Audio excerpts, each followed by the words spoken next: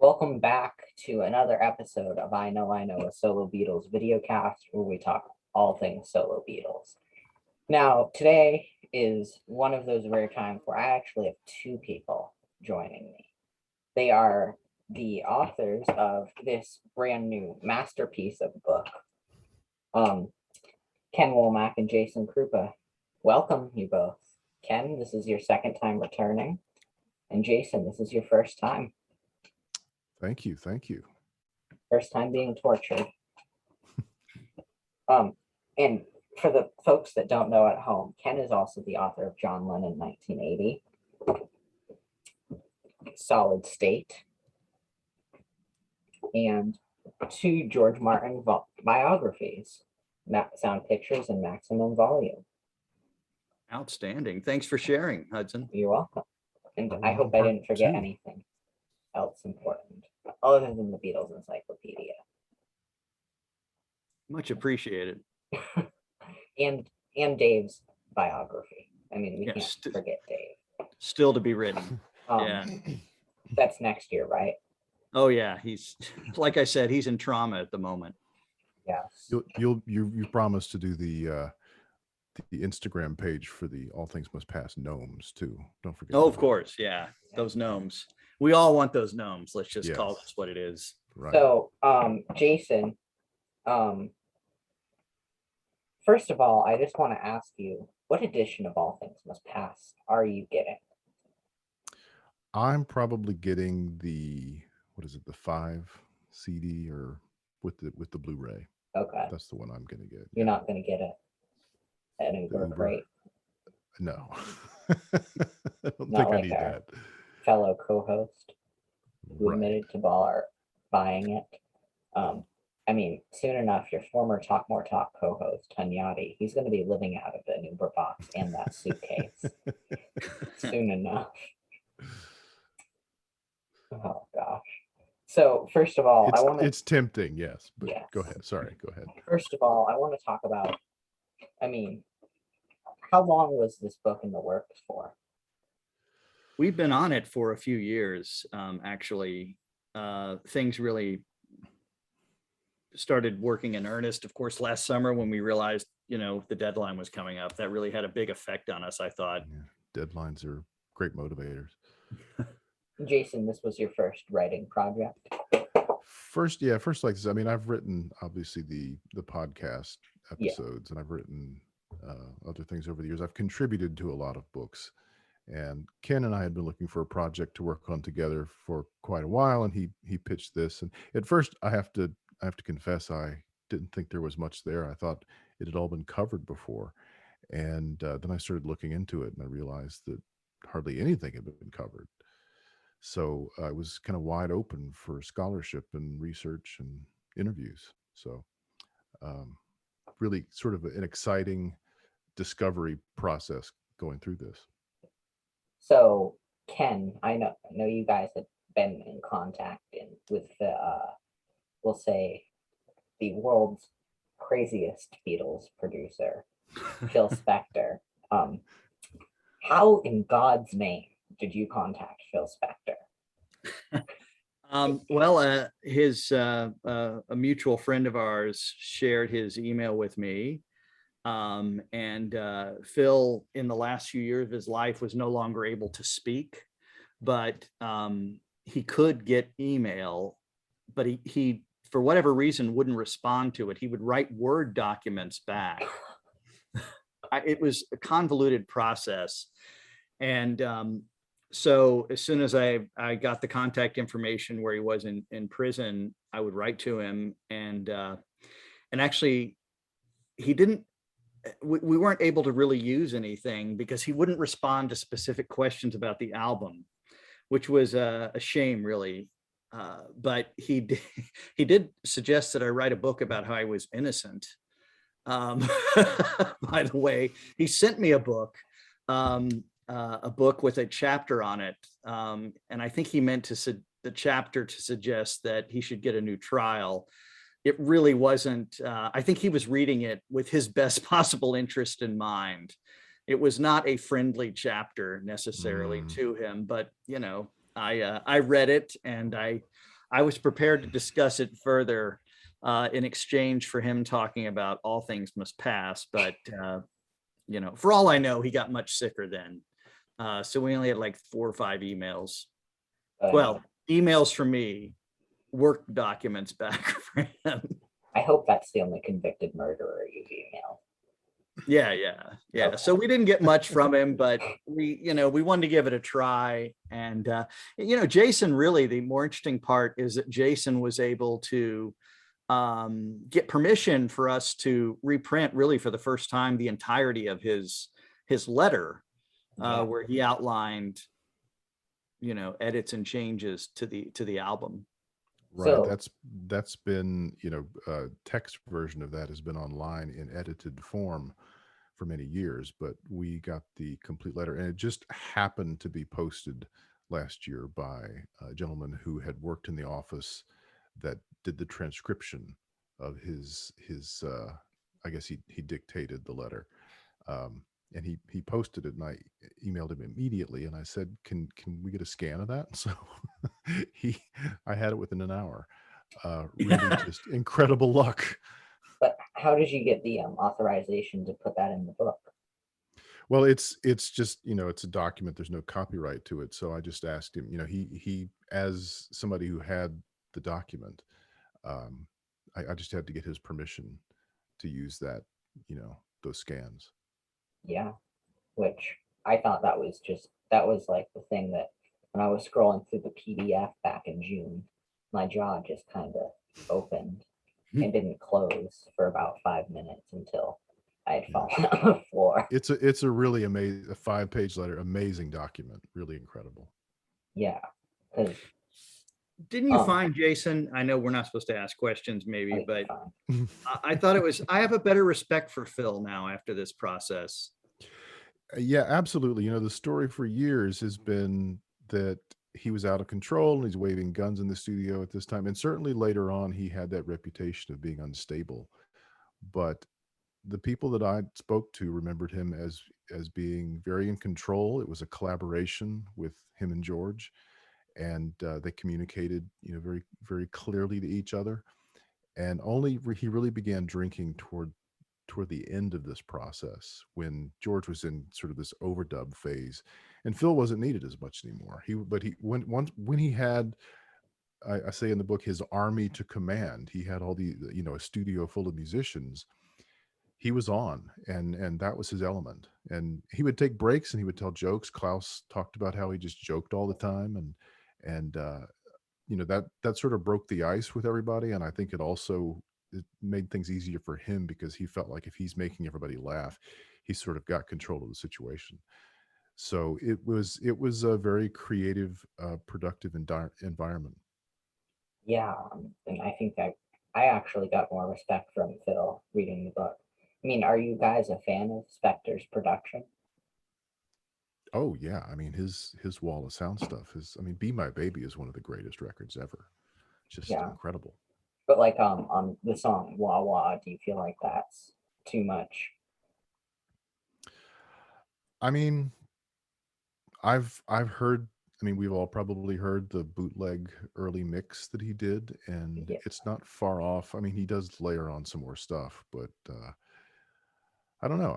That was the first day, and I think, they were all trying to figure out what they were doing, and he had maybe 12 people in the studio, so it was a big production.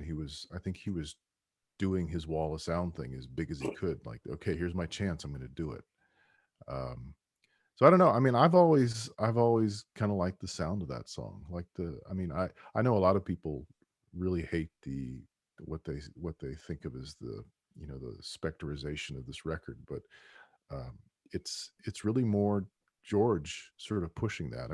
All the people in the studio and all the echo and all sort of the way he blended things together to create that wall is a part of some of these songs, and Wah Wah is certainly one of them. But George sort of took that mantle up and went with it once they started mixing, and he and Ken Scott really mixed this more than Spector did. He sort of signed off and said, okay, I'll give you a suggestion, but they were the ones really in charge. Yeah. Are It you? fits this album in a lot of ways better than it fit Let It Be. You know, Yeah, this is a big album, right? And, Yeah. you know, it's a big production. So I feel like it works a lot better here than it ever did for Let It Be. I agree. So now I want to just talk about the people that you tracked down and interviewed. I mean, what's the process? Because I mean, I know you guys. I mean, Ken's been he's like the king of Beatles media. um, I mean, what's the process of doing this for a book? Like, I mean, are you calling random people, or is it a lot of? I don't like. Are you like stalking them, or We send our spies out. Yeah. spies like us? Yes. Dan Aykroyd and Chevy Chase did a lot of heavy lifting for this. Yeah. What's your process, Ken? What do you? I mean, I you know find that everybody. Yeah, but I find that most people are very interested in sharing their memories about these albums. They actually don't get that many chances to talk about them, you know. And No. so I found that folks are usually pretty forthcoming about their experiences. So you know, you have to. I wouldn't say it's cold calling, but you know, as Jason knows, you know, you have someone's address and you simply write to them and say, hey, doing this book, would love to talk about you and hear your memories. And almost everybody, really, they do say yes, because it's a great opportunity for them to put their 2 cents in about a project that, you know, is celebrating an anniversary. I mean, think about it, in our lifetimes, all of our lifetimes, will this album be receiving this kind of treatment again? No. Right. This is mean, kind of it, you know. So it's a real opportunity for them to share their memories and often think back wistfully. But a lot of people were very, very generous. You know, I Klaus, think people. Jason. Yeah, I think people were very proud of the work they did on this album too. Klaus certainly was. Alan White was. Um, emailed his manager, and they got right back to me and set something up, and he was very gracious.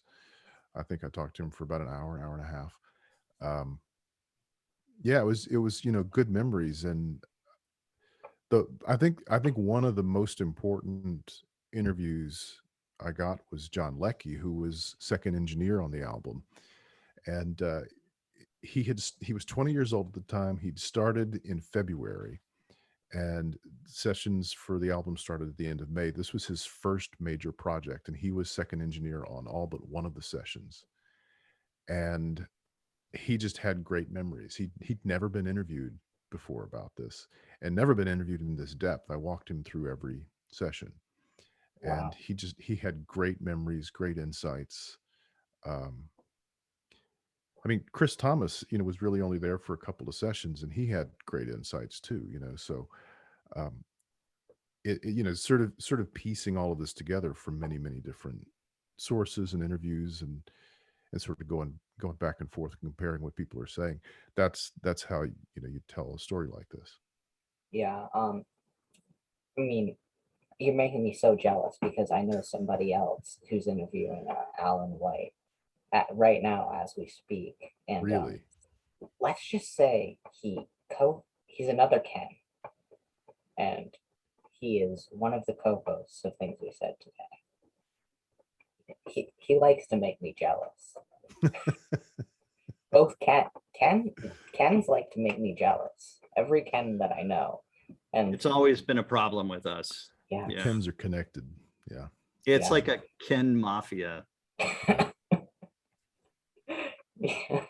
The Costa Kenna. No, that doesn't work. Costa. No. Never Keep mind. working on that. I'll stop. Workshop Yeah. it. Workshop it. I mean, how do you split? I Excuse me. Bless mean, you. Ken, like for your work as an author, I mean, what was your first major book? When was that published? And when did you realize you wanted to be like an English professor and write books? Oh man, this is going way back. Okay. I probably knew I wanted to write books when I was, 15, frankly. Maybe earlier. I was a voracious reader, And I knew I wanted to at least try my hand at writing about the Beatles when I read Nicholas Schaffner's The Beatles Forever, because he did that thing very well that I love. He was able to bring the music to life. Right. Yeah. Excuse me, guys. I remember vividly, I'm sure others do who are watching, reading that section on You Never Give Me Your Money in Yeah. Nicholas Schaffner's book, and thinking he just brought that to life for me. And Yeah. and I think that's when these books work, they do that. You know, I agree. they send you running to the record. In fact, Yeah. you know, Jason and I would share our texts back and forth, and there were several moments when, you know, his writings would do that for me, and that's all I needed to hear. Yeah. You know, and hear is the right word, because I could hear the sounds. Yeah, because I Thank mean, you. I was listening. I was finished reading the book. Guess what I did? I listened to All Things Must Pass right after, and Great. it. I mean, and I think all. I mean, are you guys like? I mean, because critically, do you think All Things Must Pass is the best solo Beatles album? It's the one I listen to the most. I mean, I have tremendous respect for Plastic Ono Band, and I think there are times where that album just really does something to me. Um, or McCartney or Ram, or listen to Ram in the car a couple of months ago. I was like, man, this is really good. I hadn't listened to it in a while. I was really enjoying it. But I mean, I don't know. I try to keep my critical hat off, especially when writing this book, because it's about the history. It's not. I'm not here to tell you what to think. I'm not here to give my opinion. I'm here to tell you what was happening in the room when they made this album. Um, so I mean, personally, it's the one I listen to the most, and you can decide what's best for you. I guess is that's I my tell feeling. you, I've certainly come around to it being the best one. You know, Ram is a lot of fun. Plastic Ono Band is a very tough pill to take. It's a great pill, but it's medicine with a lot of pain to it. This one is just has unbridled joy with it, Yeah. right? I mean, It and does. lots of, but then lots of sagacity, right? Lots of wisdom Hmm. on this record.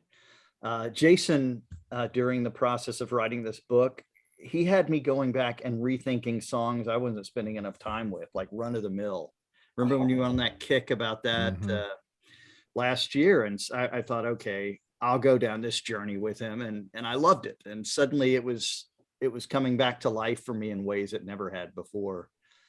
It's it's the kind of big, bold, ambitious album you make when something's been festering inside of you for a while, and here it is. Yeah. It's Yeah. it's ambitious. Yeah. And just off the top of your, I mean, because I'll say my favorite George Harrison album is Brainwash. This is number two. I'm Mm. that weird person that says that Brainwashed is his best, but that's a whole other story. um, we won't take that outside. I know how to get a I, hold I of like it. I like Brainwashed. I mean, there's songs from that record that jump into my head for no good reason from Okay, time to time. I'm happy There's with it. a lot of poignancy there too. It is. Yeah, for sure. I love Horse to the Water. That should have been on the album. Mm. Yeah, that's amazing stuff. And I just want to ask you about this, and then we'll get more into the book. Did you guys hear about the Bobby Whitlock controversy? Well, Jason started it. Uh, So That he wasn't interviewed for the sessions. right.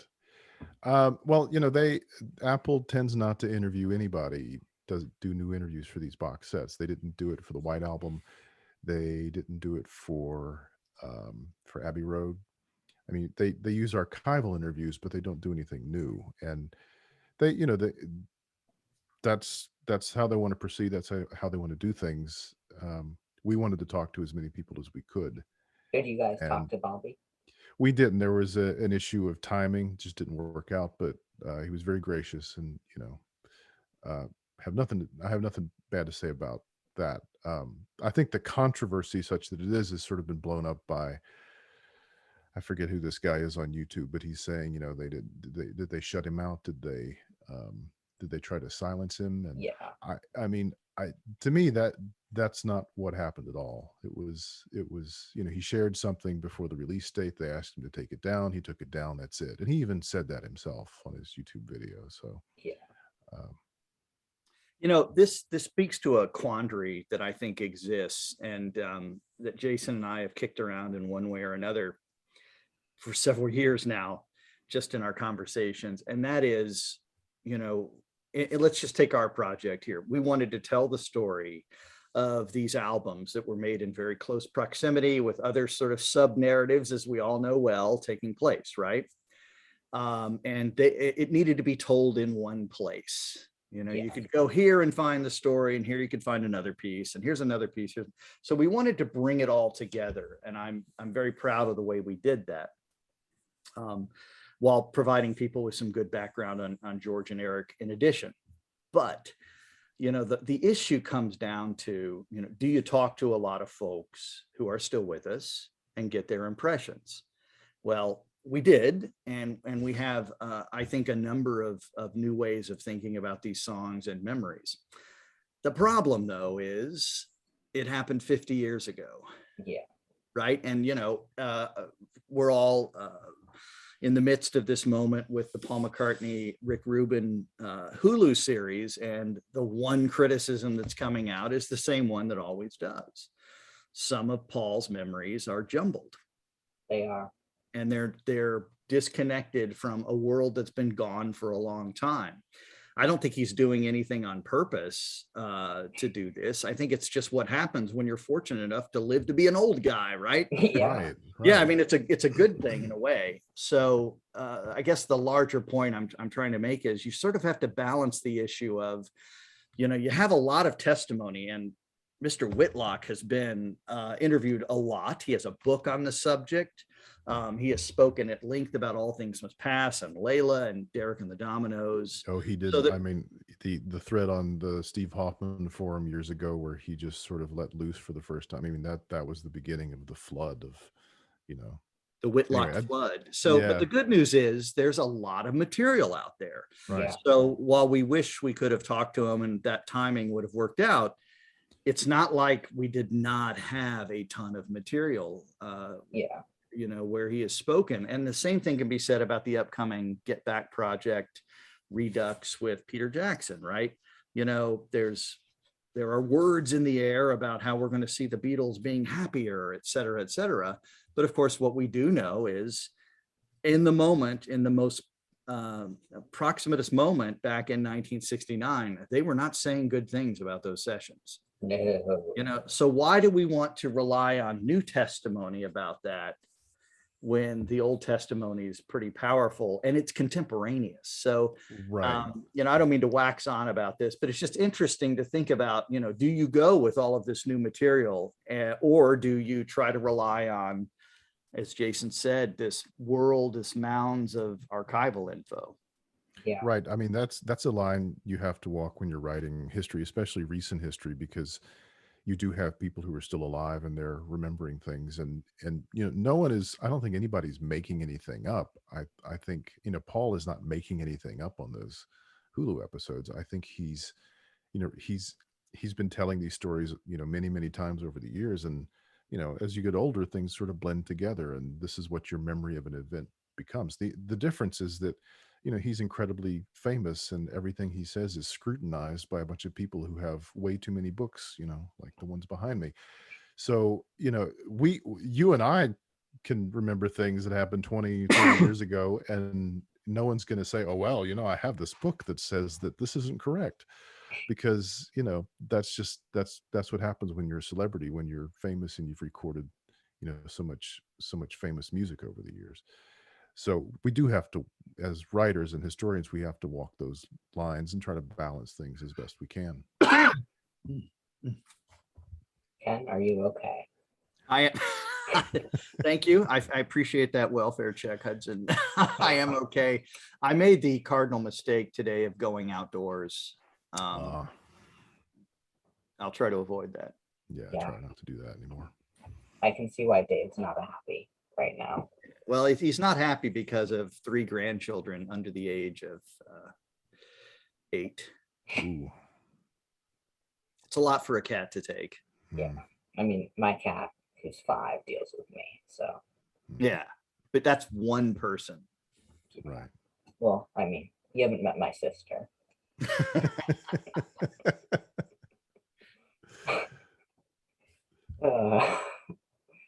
Uh, so I would like you guys to walk us through the session of couple songs. What did you guys find about the sessions of What is Life? Oh boy, off the top of my head. Now this is quiz time, huh? Yeah, I mean, I'm going to tell you just from my gut what I think of when I think of that session, and it's that, or those sessions, it's that George is playing that riff and he can't sing and play the riff, so he plays it and he sings the first word, and then they go instrumental. yeah, And that's how the band, if you've heard the bootlegs, you know what that sounds like. And he talked about that too. So there's that, and then there's also the production angle of it, where that riff is then doubled on bass, and then it's in overdubs, it's tripled by the strings.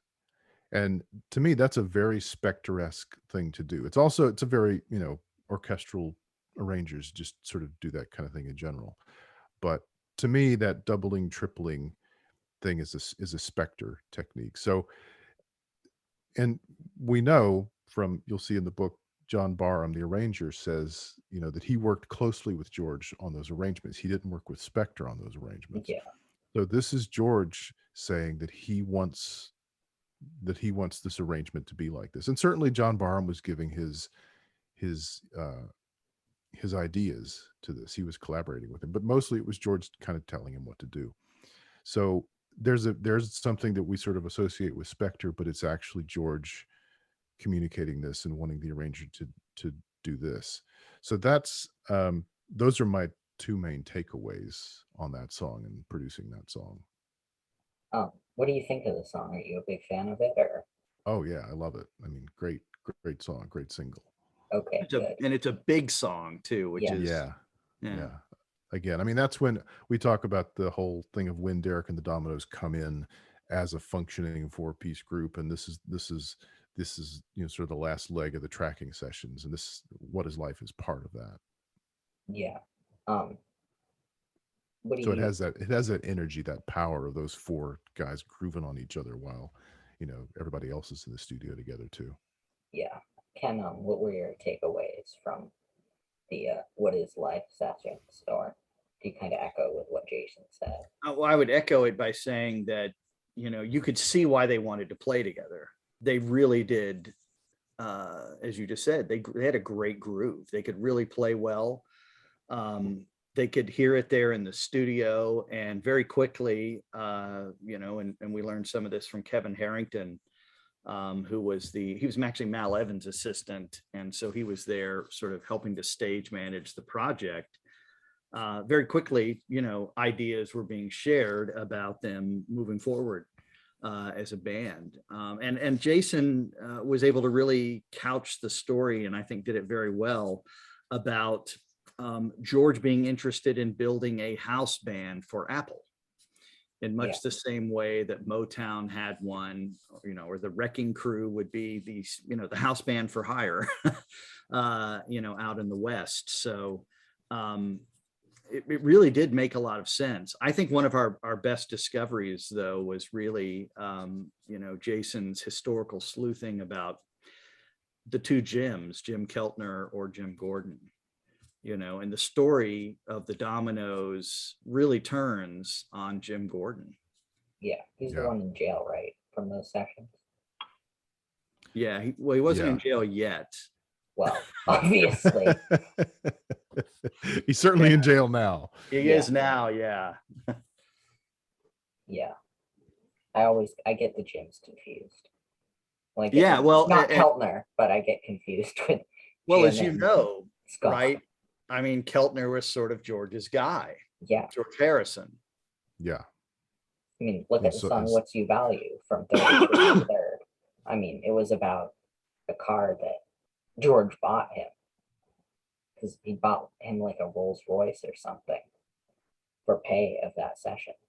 Those sessions, interestingly enough, which ones was that? Which 30 session? for 33 and a Third. Oh, right. Yeah. Yeah.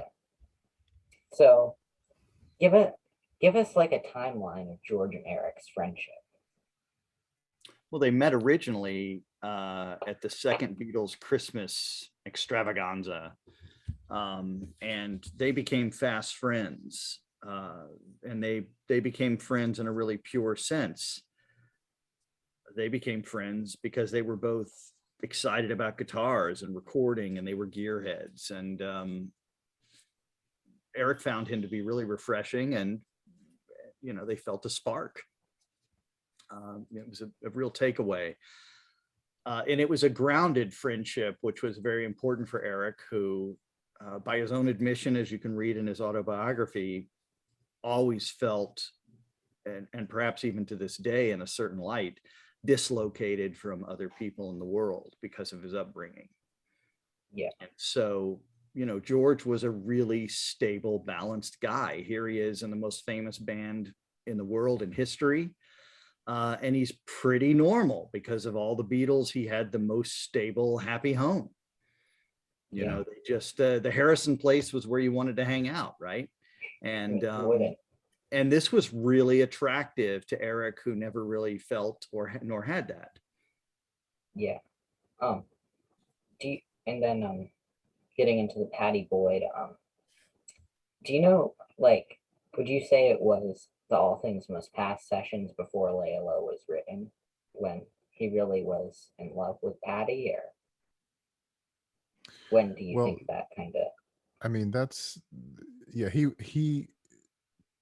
I think he began to become infatuated with her somewhere around, this time. Even maybe earlier, they had kind of seen something in each other. But, I really came to believe, and I think Ken came to believe, as we talked about it more, that their attraction to each other was, Eric had this traumatic upbringing. Patty had this traumatic upbringing. Somehow they physically they're attracted, but there's a lot of psychological, emotional stuff going on between the two of them. And I don't know do we know, Ken, the exact or when he would have written Layla? Well, Layla as a song came along pretty late in the process of the album. He had been exposed though to the story. Yeah. But not necessarily in relation to Patty. No, not necessarily in relation to Patty. He had, of course, known Patty for a while. Yeah. And, by his own admission, looking back 40 years later, he really was just jealous that this very rich man had this beautiful wife. Yeah. And this great career. I mean, he sort of had the life that and Eric one band. He was in one band. Right. And of course, Eric breaks up every band he's ever in. Yeah. And we began to gravitate toward the idea of trauma bonding. Patty Boyd had a very similar troubled upbringing, very abusive at the hands of her stepfather. She was sort of left on her own. Her mother would go off, for it felt like years when you read her books and learn more about that story.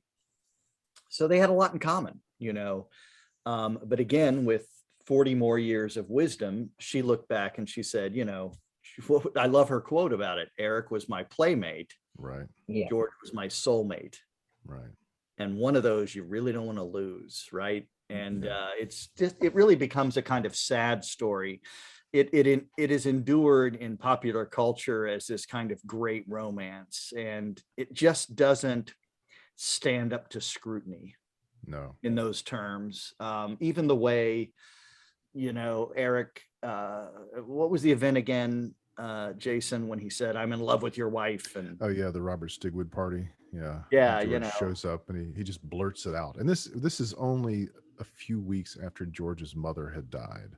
So it's just like emotions are really running high. They have to be at this point.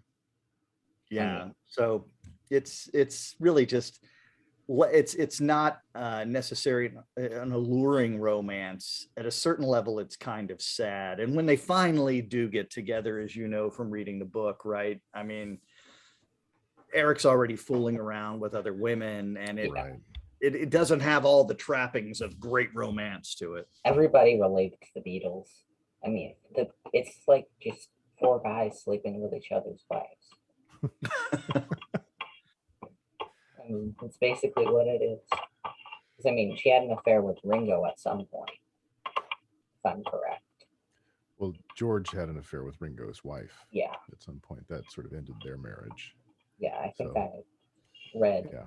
somewhere that George had But that. but I think Yeah. there's a even though the Clapton Patty Boyd story is not this great romantic, epic thing, and it's much more human, and it's about two, I think, deeply wounded people. I think there's a lot to take away from there. I mean, I think to me that's a more interesting story than, oh, here's this legendary, love. These two people have found each other. Yeah, like Paul and Linda, which I Yeah, yeah. right. So 10, Jason, tell us where we can find you, talk about your podcasts, tell us about your cats and your grandchildren, whatever you would like to say, and tell us how to contact you both. Well, I do the Producing the Beatles podcast, and you can find me on Twitter at PT Beatles if you want to follow me there, and I'm also on Facebook, Producing the Beatles. It's probably the best. So a lot of people add me under my actual name, but Producing the Beatles is the best way to get updates on what's happening with the podcasts and writing and anything else. And yeah, that's where to find me. And I'm at No cats, no grandchildren. no cats, no grandchildren. My granddaughter just left. She wants to play Yahtzee later, first of all. Okay. So she's made time for that. Everythingfab4.com is my website, also the name of my podcast for salon.com. And I'm happy to talk about my cats anytime, as are you, Hudson. We, Yeah. we love our love them. pets. That's how it is. We don't As we should. apologize for it. It's just who we are. Folks, if you haven't heard Jason's podcast, it's really something. You learn something new, fascinating narratives, in much the same way we're trying to do, or we, endeavor to do with books like this one. Yeah. So I'm gonna plug mine quickly. You can email the show and me. Well, the show is me. So you can email me at I know podcast@icloud.com. Leave your comments, questions, criticism. I'll take it. Subscribe to our YouTube page. Anchor won't upload, so that's where you're gonna be listening to this. So, for everybody out there, all things must pass.